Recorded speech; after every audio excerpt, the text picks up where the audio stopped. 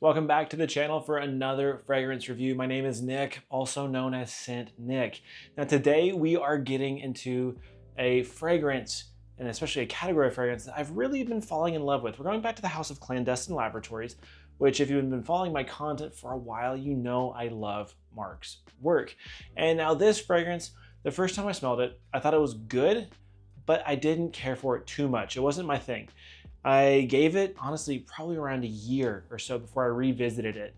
And I love it. Now, my entire perspective on the note of chocolate has changed. I actually quite enjoy the note now.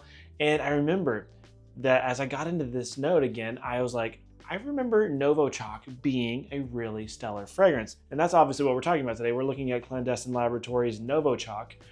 This is such an interesting take on the note, and it's like a very pure take on the note in a way. Now, Novochoc is available in a 50 milliliter bottle or a 100 milliliter bottle. Now you can get the 50 milliliter for $160, and you can get the 100 milliliter for $264. The perfumer, as always, was Mark Sage, and the scent profile for this is going to be kind of a chocolate powdery fragrance, and we'll kind of just leave it there. Now guys, as we get into this review, make sure if you are resonating with this at all to check out the links in the description below. It will take you to Clandestine Laboratories where you can either buy a bottle of this, you can get a sample pack. I don't make any commission, but I support his work fully. Now, as well as that, if you are enjoying the content at all, make sure you're hitting that like button. Drop me a comment on one of your favorite chocolate fragrances ever, and if you have been watching for a while and haven't already, or maybe you're new here, hit the red subscribe button, join the community. There's some really awesome things going on. Guys, let's get back to this. So in typical Clandestine Laboratories fashion, there are not top, heart, and base notes, just a list of notes. So I'm gonna read those to you now because they are interesting. So we're gonna get cocoa powder, chocolate almond tort, rose, jasmine, opoponax, cinnamon, tonka bean, Peru balsam, and Tonkin musk. Now, when you first spray this thing on, it's a lot. This thing is one of the strongest fragrances I own in my collection.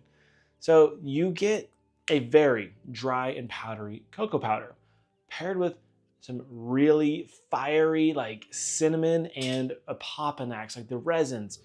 It's a really potent opening. And while this isn't like straight out like a chocolate bar, we're talking more dry, less gourmand style chocolate. It is still a gourmand style fragrance. That opening lasts a very long time. You also get that almondy, chocolatey creaminess from the chocolate almond tort accord. And I think that's a beautiful accord that he's made. So think of like, like a flourless cake or like almost like a mousse kind of thing, that like super silky and rich kind of chocolate and almondy goodness. That's what you're kind of picking up on here. The rose and the jasmine in this are very subtle. They kind of sit behind and they really smooth out the fragrance in a way. The jasmine gives this nice, like seductive, sultry vibe. The cinnamon is beautiful in this. I love that note. He did a really good job. It's not like, your culinary cinnamon. It's a bit richer, maybe a bit more fiery, we'll say. I keep saying that, but like it smells hot. It smells almost spicy. And while this isn't an outright sweet fragrance, the tonka bean does add a little bit of this vanilla style note. Not being a vanillin or that kind of a sweeter vanilla, we're talking drier, more masculine take on vanilla.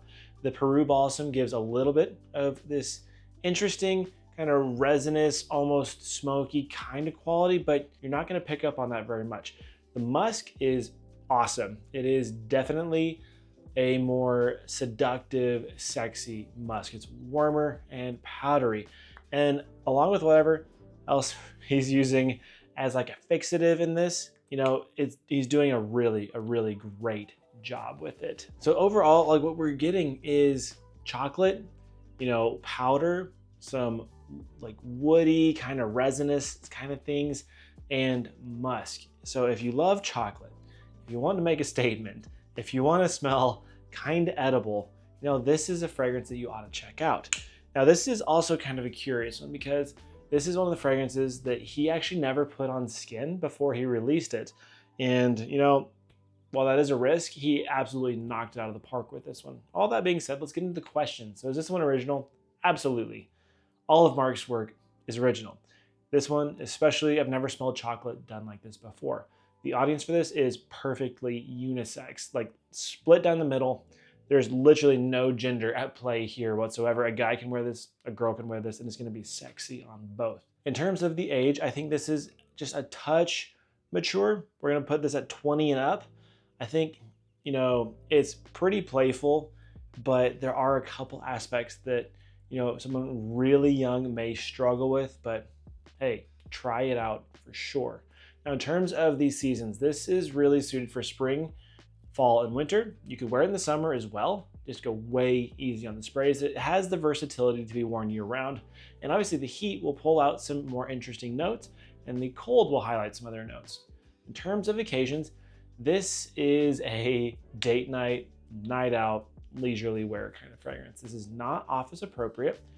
And yeah, we're gonna go from there. Now, in terms of performance, this thing is absolutely a beast. Longevity, 16 to 18 hours. No joke. This is one of the ones that just sticks around forever. Don't get this one on your clothes because it will not go away. And in terms of the projection, this thing is huge. This is one of those fragrances you don't realize how strong it is. I'm actually shooting this video for the second time because the first time it didn't work. The audio died halfway through. I sprayed this in my office, went out to my living room, and I could smell it.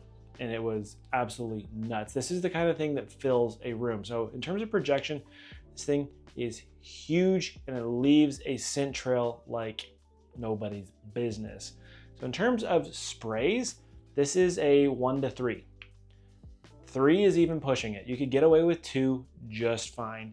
And I think that would actually do a really good job of balancing the scent profile and the power of the fragrance, which also means this thing's gonna last you a really long time. But guys, all that said, let's get into the rating. I'm gonna give this one an 8.4. I think this is absolutely exceptional. I think literally the only thing that I would maybe tweak with it is maybe actually make it a little softer. But even then, it's kind of hard to complain with that fragrance. You know, for those that are wanting a beast mode soft fragrance, this will do it. I love the DNA so much on this. There's not much I would change, but this isn't for everyone. This is definitely a sample before you buy. Guys, if you enjoyed the review, make sure you are commenting below. Make sure you hit the like button and join the community by hitting the red subscribe button. We'll see you in the next one. Peace.